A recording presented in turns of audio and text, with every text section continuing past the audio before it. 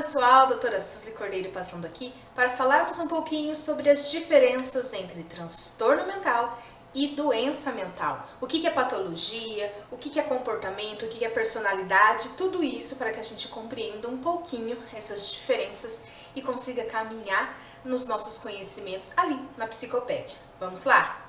Bom, já adianto que essa diferença tem uma linha muito tênue entre elas, então pode ser que você busque nas literaturas ou mesmo na internet a diferença entre esses dois conceitos, transtornos e doenças mentais, e acaba tendo dificuldade ali de compreender porque em muitos locais vão trazer ainda como um sinônimo um do outro, né?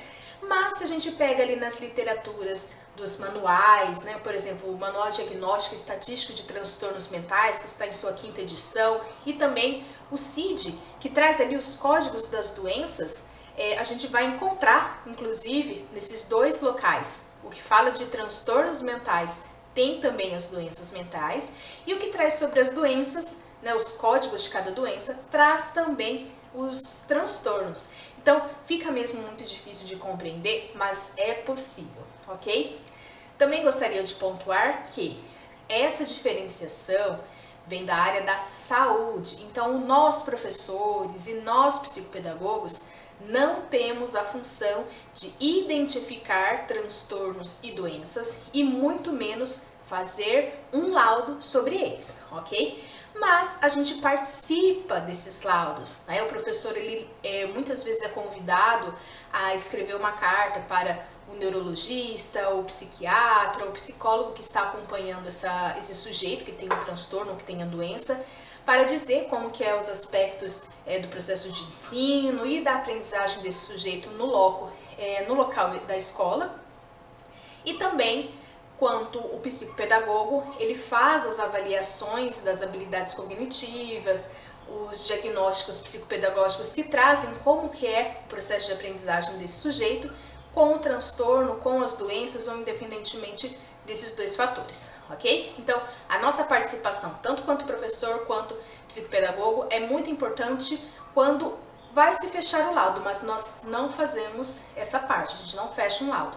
Quem faz então o laudo de transtornos e de doenças mentais? É o psiquiatra na maioria das vezes, ok? E daí, novamente, com a equipe multidisciplinar, professores, psicopedagogos, psicólogos e todo o profissional que seja necessário no acompanhamento desse sujeito, ok? Afinal, cada indivíduo é único, então cada um vai ter as suas especificidades, fazer os seus acompanhamentos com os profissionais que melhor atendam o seu caso. Então, sem mais delongas, sabendo desses pontos que são muito importantes, a gente vai saber a diferença entre eles. Mas, se você acabou de falar, Suzy, que nós, professores e psicopedagogos, não fazemos laudo, não fazemos o diagnóstico que vai, então, trazer essa definição de que o sujeito possui X ou Y, transtorno ou doença, por que é importante nós sabermos? Bom, o professor em sala de aula com certeza vai se deparar em um momento ou outro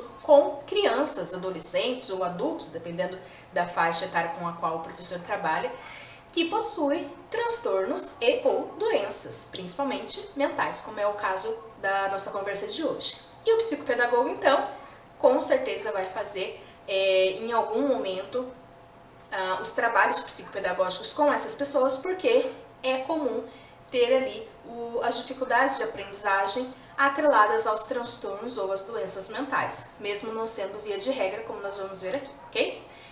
Então, transtorno a gente vai identificar como uma característica muito peculiar do sujeito e que vai ali trazer as relações com esse transtorno X ou Y. Como nós estamos falando de transtornos mentais, né, então vai ter repercussão no comportamento e ou na personalidade. E aí que é importante a gente saber a diferença desses outros dois conceitos.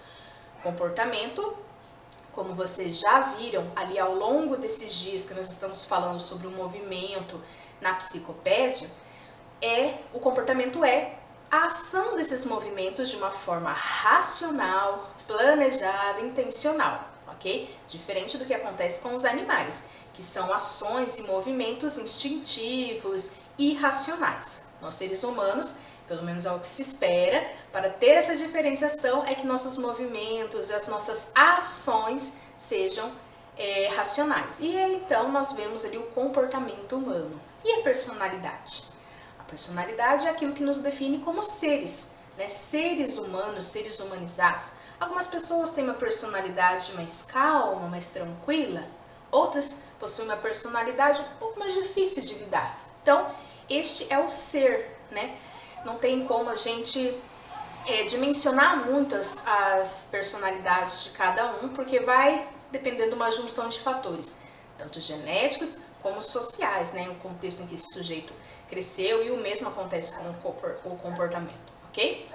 Então vamos lá, dito isso, os transtornos mentais que têm repercussão no comportamento, em geral, são aqueles do neurodesenvolvimento, que a gente já comentou até aqui, por exemplo, o TDAH, que é o transtorno de déficit de atenção e ou sem a hiperatividade. Ele é um transtorno do neurodesenvolvimento e que tem repercussões comportamentais. Por quê? Porque o sujeito fica mais hiperativo, como o próprio nome já diz, né? E temos também um exemplo do transtorno desafiante opositor ou opositor desafiante, que a gente tem a sigla do TOD, tá? Então, também são pessoas que têm um comportamento mais agressivo, mais desafiante, né? Como o próprio nome sugere, eles gostam ali dos desafios, então estão o tempo todo testando as pessoas ao redor. Então, é um comportamento bem delicado de se lidar. Então, a gente vê que esses comportamentos também vão impactar na aprendizagem muitas vezes, mesmo a gente tendo pessoas com TDAH e com TOD que não tem nenhuma dificuldade acadêmica, nenhuma dificuldade no processo de aprendizagem, tá? Isso é possível, mas muitas vezes os casos, na maioria, tem implicação sim, por quê? O TDAH, como ele tem uma implicação ali na atenção, é difícil o sujeito se concentrar no foco principal, reter as informações necessárias, memorizar e ter, então, a aquisição do conhecimento. E o TOD, por ser uma pessoa que sempre está buscando desafios, ele também tem uma dificuldade na concentração e também dessa retenção das aprendizagens, ok? E sobre os transtornos mentais que têm implicação na personalidade? Bom, aí a gente pode citar, por exemplo, as pessoas com esquizofrenia, que é o transtorno de personalidade esquizoide, e também nós temos o transtorno de personalidade borderline, que vocês já devem ter ouvido falar, né, desses dois conceitos. Então, a esquizofrenia, ela tem ali como algumas características um sujeito que gosta de ficar mais isolado, ele não gosta muito de se socializar, tem muita dificuldade com os laços, inclusive laços familiares, né? E o borderline, ele vamos dizer assim, as características deles são mais das emoções à flor da pele. Então é tudo muito intenso, eles ficam muito felizes, eles ficam muito tristes, eles ficam com muita raiva. Então é uma personalidade que se modifica muito rapidamente. Então ao mesmo tempo, no mesmo momento em que eles estão muito felizes, eufóricos até, de repente vem uma tristeza ou vem uma raiva que não se sabe de onde, né? Mas isso faz parte da personalidade.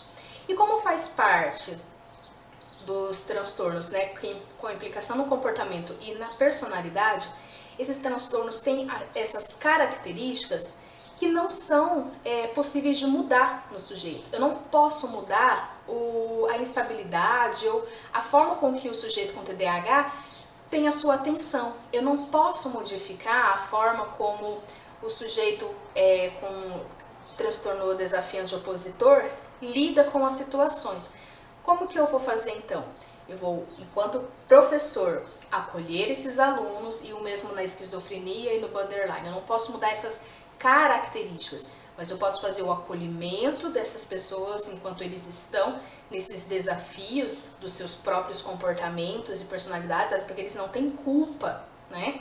Não é apenas uma questão da família, do meio onde eles viveram, é também uma questão biológica. Então são fatores que se unem ali do biológico, do social, do histórico, enfim.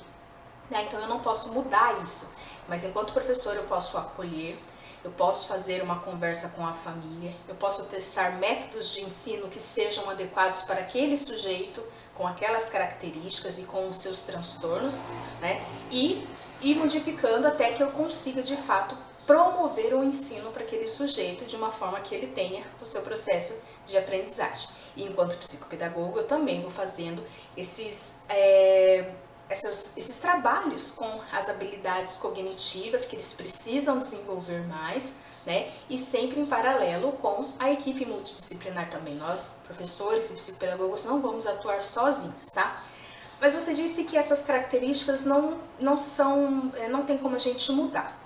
Mas o que a gente pode fazer? Esses sujeitos, eles vão precisar de um acompanhamento com psicólogos, com psiquiatras, e aí vai entrar as terapias, ou mesmo, quando necessário, as medicações que vão ajudar esse sujeito a se regular nos seus comportamentos. Então, ele vai aprender a lidar com os seus sentimentos, com os seus comportamentos, com a sua personalidade. E aí sim, ele vai conseguir lidar com tudo isso em sociedade de uma forma mais adequada, ok? Mas o que a gente não pode considerar é que isso tem uma cura.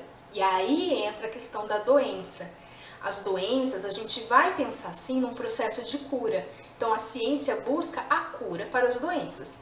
No caso dos transtornos, a gente não pensa em cura, a gente pensa em tratamentos que ajudam esse sujeito a lidar com as suas próprias características. Afinal, TDAH, como nós já vimos, é uma maneira diferente que o cérebro desse sujeito funciona, lembram?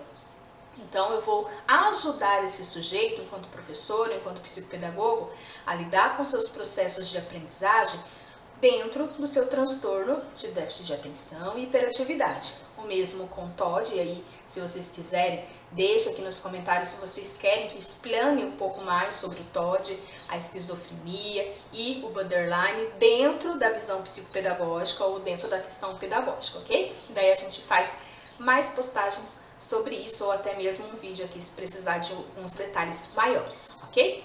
Bom, e aí as doenças? As doenças, elas vão além de características, porque são patologias. Então, são muitas vezes relacionadas aos aspectos biológicos. É o corpo doente, ou no caso das doenças mentais, é a mente doente, adoecida. Então, a gente tem como exemplo a doença de Alzheimer, que ela entra ali dentro de uma categoria de doenças da demência.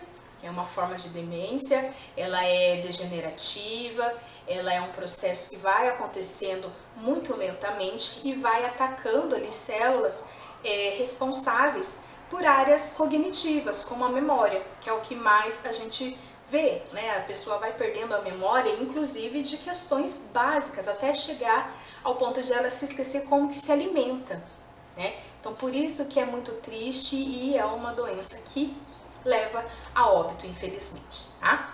Então, o Alzheimer, ele é uma doença autoimune e o corpo mesmo vai atacando células sadias, impactando nesses aspectos cognitivos, e por isso que há a perca da aprendizagem que já se tinha e uma dificuldade em aprender coisas novas, porque como ataca a memória, fica muito difícil de reter essa atenção. Mas nós, enquanto psicopedagogos, vamos atuando nessa atividade com os aspectos cognitivos, não só a memória, as outras funções psicológicas também. E o professor do aluno que possui Alzheimer, quando a gente vê lá pessoas que trabalham com a terceira idade e tudo mais, esses professores, eles têm que ajudar mais ainda em atividades que ativem memória, atenção e uma forma diferenciada de reter essas informações, ok? E além do Alzheimer, nós temos também a doença de Parkinson. É uma patologia, é degenerativa também, né? E a gente vê muito um dos sintomas, que é o que a gente vai observar. Lembra que nos transtornos a gente observa características do sujeito? Na doença a gente observa sintomas. Então, nos sintomas de Parkinson, o que a gente mais conhece são os tremores que se iniciam com as mãos, né?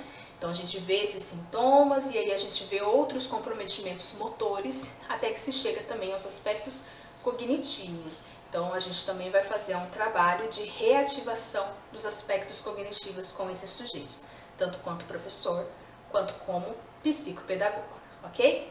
E se você também quiser saber mais sobre esses trabalhos pedagógicos, psicopedagógicos com pessoas com Alzheimer, com Parkinson, deixa nos comentários que a gente providencia futuramente, ok? Eu espero que vocês tenham gostado, que vocês tenham entendido por que precisamos de um vídeo um pouco mais longo, não caberia em um Reels, então a gente colocou aqui no canal da Psicopédia.